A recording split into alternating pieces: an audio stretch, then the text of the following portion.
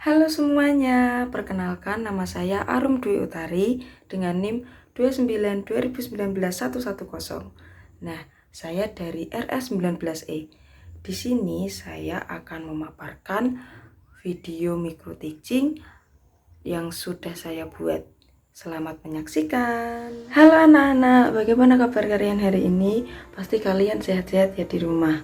Nah, pada kesempatan kali ini Ibu akan memulai pembelajaran dan materi pembelajaran pada hari ini yaitu tanggung jawab sebagai warga masyarakat.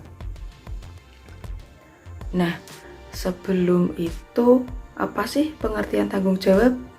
Nah, tanggung jawab merupakan salah satu nilai karakter bangsa yang diharapkan tertanam pada setiap individu, terutama peserta didik.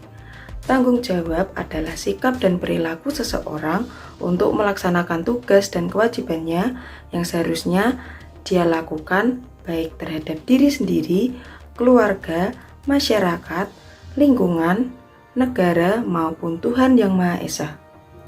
Nah, menurut Kamus Besar Bahasa Indonesia, tanggung jawab adalah keadaan wajib menanggung segala sesuatunya. Setiap individu mempunyai tanggung jawab karena tanggung jawab bersifat kodrati, yaitu menjadi bagian dari kehidupan manusia. Jadi, setiap individu mempunyai tanggung jawab. Nah, kita itu punya bermacam-macam tanggung jawab. Apa saja sih macam-macamnya? Nah, tanggung jawab setiap individu ada berbagai jenis, yaitu yang pertama, tanggung jawab terhadap diri sendiri. Yang kedua, tanggung jawab kepada keluarga. Yang ketiga, tanggung jawab terhadap masyarakat. Yang keempat, tanggung jawab terhadap bangsa dan negara. Yang kelima, tanggung jawab terhadap Tuhan. Nah, kita akan mempelajari tanggung jawab ini satu persatu. Yang pertama yaitu tanggung jawab terhadap diri sendiri. Tanggung jawab terhadap diri sendiri menuntut kesadaran sikap setiap orang untuk memenuhi kewajibannya sendiri dalam mengembangkan kepribadian sebagai manusia pribadi. Dengan demikian, bisa memecahkan masalah-masalah kemanusiaan mengenai dirinya sendiri. Contohnya, Evi itu mendapat PR dari gurunya dari sekolah dan dikumpulkan esok hari. Akan tetapi, Evi menghabiskan waktu belajarnya untuk menonton televisi. Nah, maka dari itu, Evi keesokan harinya ditegur oleh ibu guru dan mendapat sanksi. Nah, dalam peristiwa ini, Evi harus bertanggung jawab atas dirinya sendiri akibat tidak mengerjakan tugas dari ibu guru. Nah, kalian jangan sampai ya, kalau ada tugas harus dikerjakan terlebih dahulu. Nah, setelah itu kalian dapat memakai waktunya untuk bermain, menonton televisi, atau yang lainnya. Nah, yang kedua, tanggung jawab terhadap keluarga. Tanggung jawab terhadap keluarga menjadi tanggung jawab setiap anggota keluarga, baik ayah, ibu, maupun kita sebagai anak-anaknya. Dalam sebuah keluarga, tanggung jawab anggota keluarga menyangkut upaya menjaga nama baik keluarga, meningkatkan kesejahteraan keluarga, dan menjaga keselamatan. Contohnya, seorang ayah itu setiap hari bekerja untuk menafkahi anggota keluarganya dan bekerja demi kebutuhan pendidikan anaknya. Ayah tersebut telah melakukan tugas dan tanggung jawabnya sebagai kepala keluarga. Nah, jika kita sebagai anak bersikap disiplin dan sungguh-sungguh, setelah itu kita juga belajar dengan rajin, berarti kamu melaksanakan tanggung jawab sebagai keluarga. Dan tentunya tanggung jawab terhadap keluarga. Yang ketiga yaitu tanggung jawab terhadap masyarakat. Tidak ada seorang pun yang bisa hidup sendiri tanpa bantuan orang lain, karena kita itu disebut makhluk sosial. Hal ini sesuai dengan kedudukan manusia sebagai makhluk sosial. Atas dasar kebutuhan ini, seseorang melakukan komunikasi dengan orang lain sehingga terbentuklah masyarakat.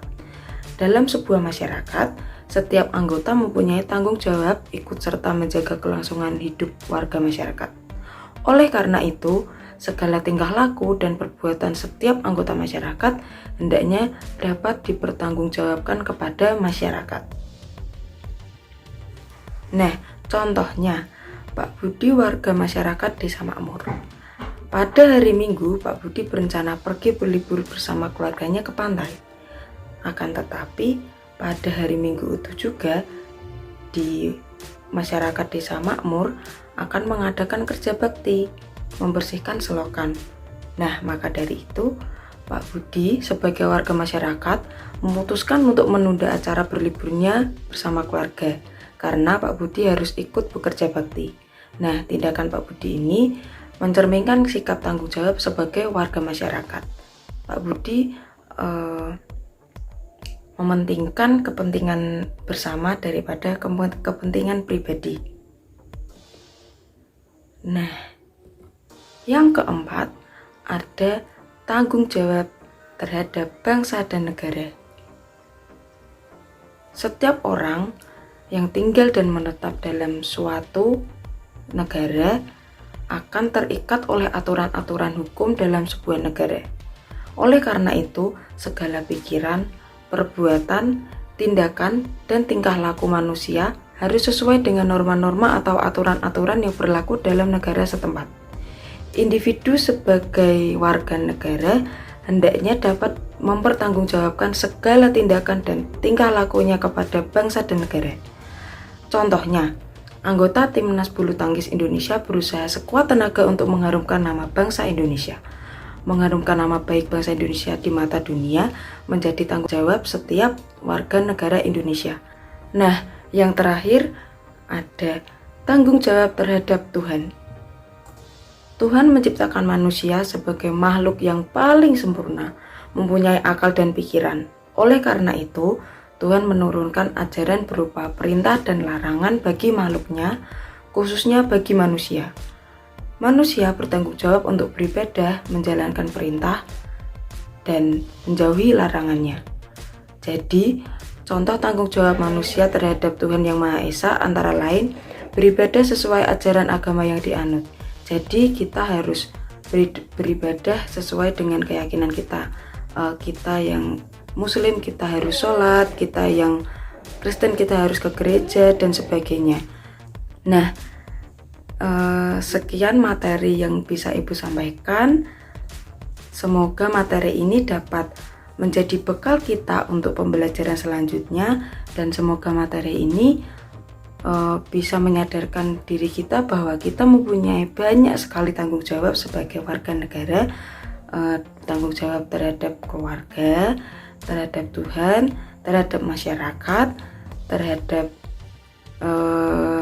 lingkungan kita sekitar, dan tanggung jawab terhadap bangsa dan negara. Terima kasih buat semuanya, buat perhatiannya. Jika ada salah kata, Ibu mohon maaf. Nah, itu tadi video micro teaching yang sudah saya buat. Terima kasih atas perhatiannya, dan mohon maaf jika banyak kesalahan dan kurangnya. Sampai jumpa.